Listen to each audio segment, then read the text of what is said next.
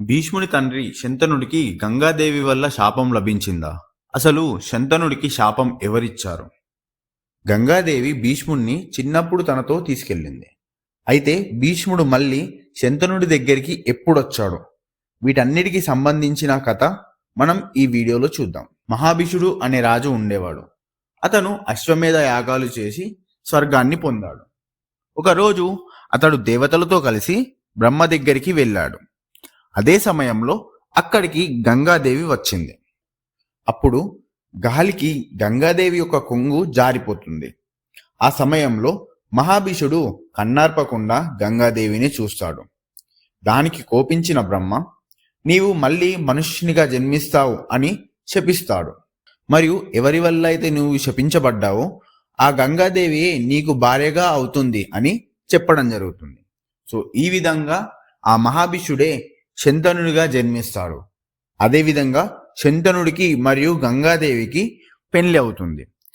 So ఆ తర్వాత మనం లాస్ట్ వీడియోలో చూసినట్టు గంగాదేవి శంతనుడి యొక్క 7 కుమారులను పుట్టగానే నదిలో వదిలేస్తుంది.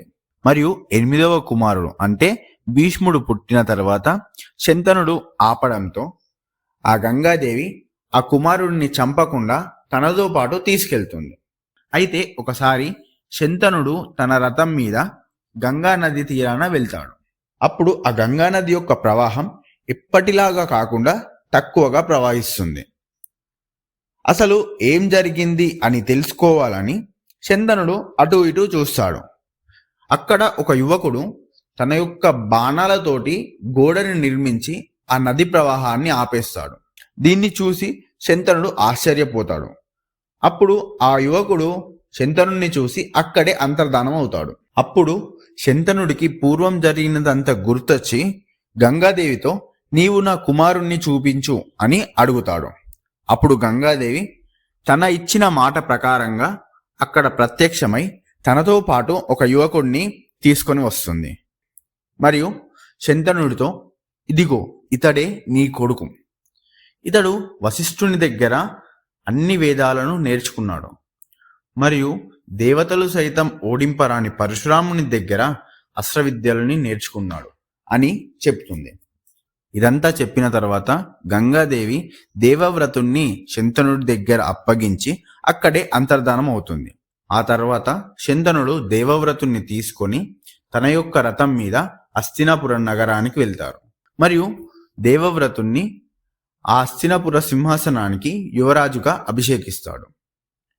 అసలు దేవవ్రతుడు భీష్ముడు ఎలా అయ్యాడు? హస్తినాపుర సింహాసనానికి రాజు అయ్యే యోగ్యత ఉన్న భీష్ముడు రాజు ఎందుకు కాలేదు? అతడు పెళ్లి ఎందుకు చేసుకోలేదు? శంతనుడికి సత్యవతికి వివాహం ఎలా జరిగింది?